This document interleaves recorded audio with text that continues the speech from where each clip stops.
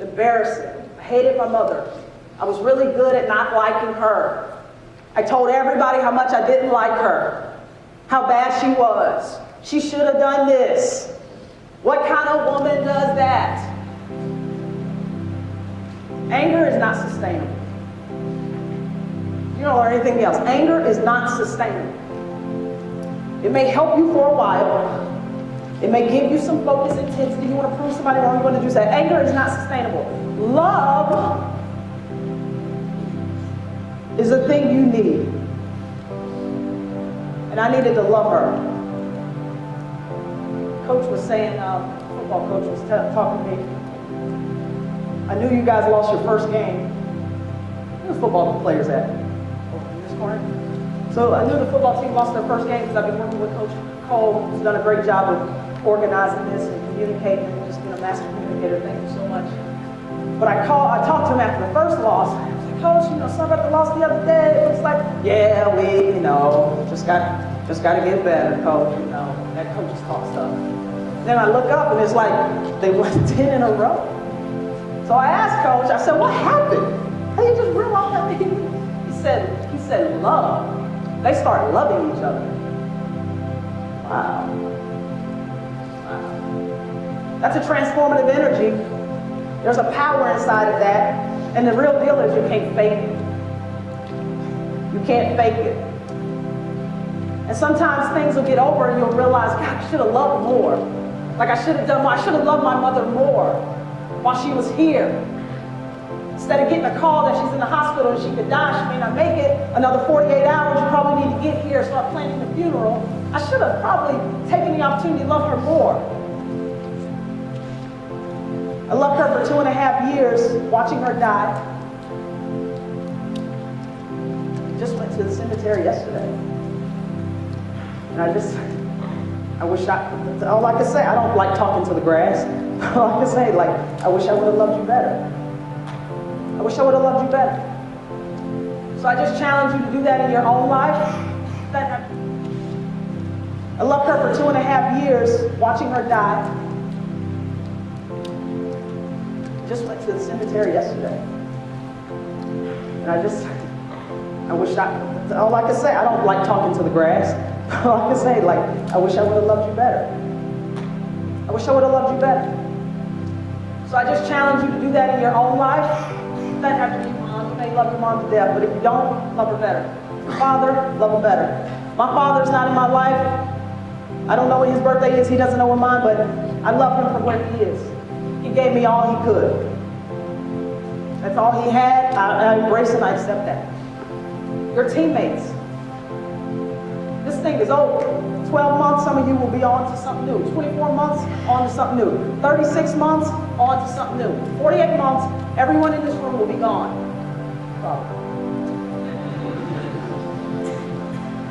That's fast. That goes by so fast.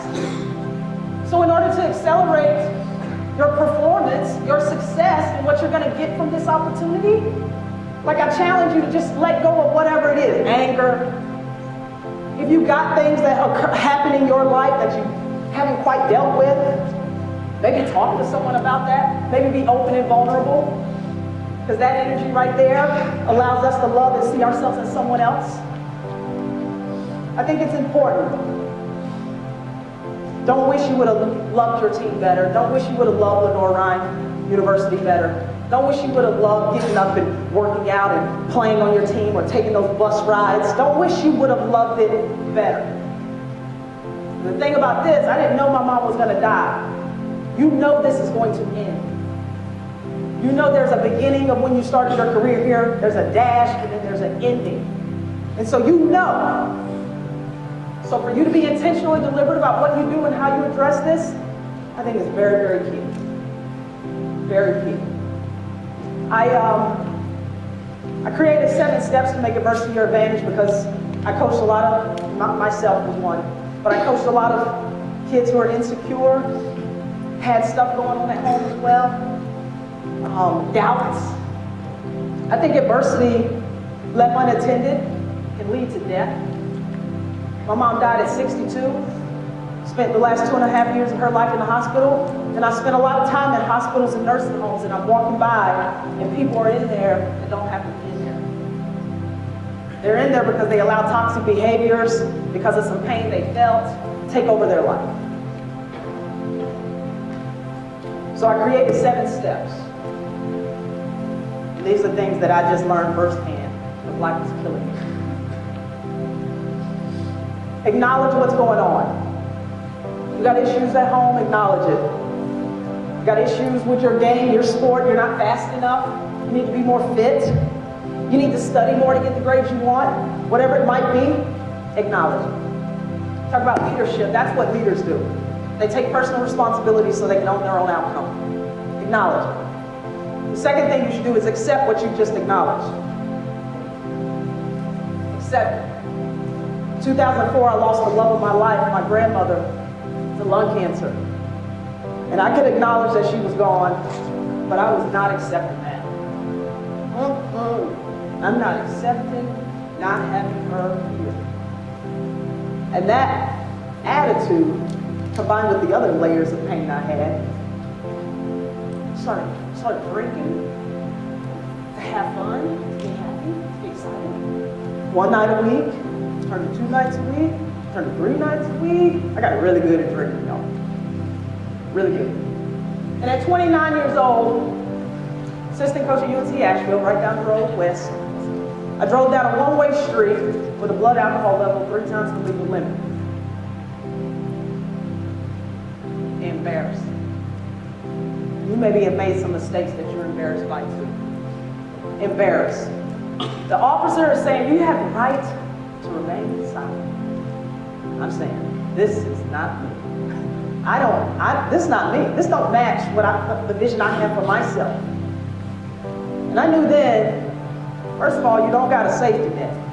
Your mom and daddy is not coming to save you. So what are you doing? Second thing, no one cares that grandma died. No one cares that you were sexually abused. No one cares that you don't have a nanny in your life. No one cares. You still got arrested. They didn't let you out or let you off the hook because you had stuff. So it's not the world's responsibility to validate your pain. You got to take care of that internally yourself. If you don't, it will take you out. And so that incident woke me up.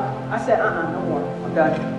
I had already outgrown that job, that life, that situation. I declared in that moment, I'm going to be a head coach next year. I don't care where. NAIA, JUCO, it does not matter. I made a decision. That's what leaders do. They make a decision. For some of you, it may be something, I'm going to be all conference. I'm going to be the best whatever on my team. Someday they're going to call me and say, you just got inducted into the Lenore Ryan Hall of Fame. I'm making a decision. I'm graduating with this. I'm going to grad school and I will do this. The image you have of yourself is more important than anything. Decide what the image is. I decided in that moment, which at that point in my life to me was the worst part of this most embarrassing thing I'd ever been through. I had to deal with it myself. And it was like I was in a little storm. And I made a decision in the valley. I'm better than this. And 3 years from that day, I won 4 championships, quadrupled my salary. 3 years. For making a decision.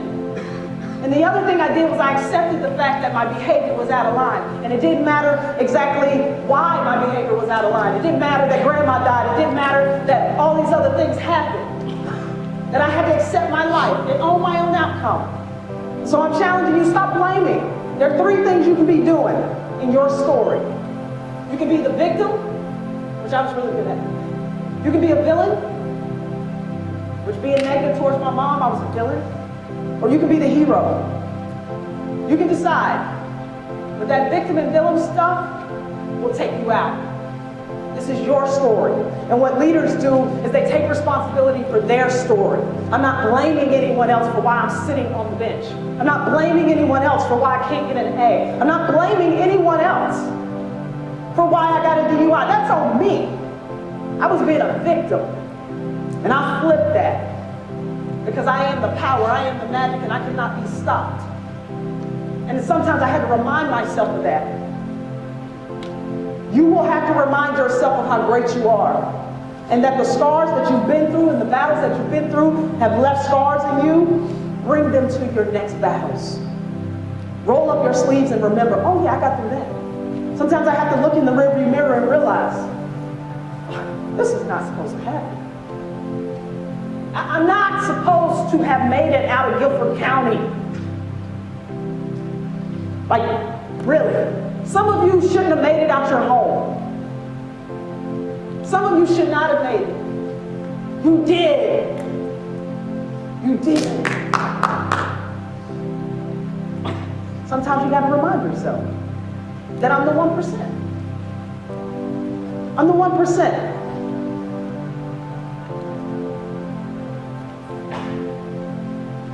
Accepting who I am and rewriting the story. Everybody's living a story. What role are you playing in? Are you the hero? Are you the victim? The world will not allow you to stay the victim a long time. When we hear about crisis in our country, somebody walks into a school and shoots it up, people lose their lives, how long do we talk about it? 2 weeks? We get upset about it for a while, and then what? Do you go Google what those kids' names were? Do you go find out who their brothers and sisters that were affected by that tragedy were? Do you write them a letter? Do you keep writing them letters? No. Because you got your own journey. The world doesn't give us permission to stay in the victim stage for long. It doesn't matter how intense the tragedy is. Be your own hero. You need help, model the behaviors of others. Get around successful people. People who have done what you want to do and done it better. I only hang around people who are smarter than me. Rules. If you're not smarter than me,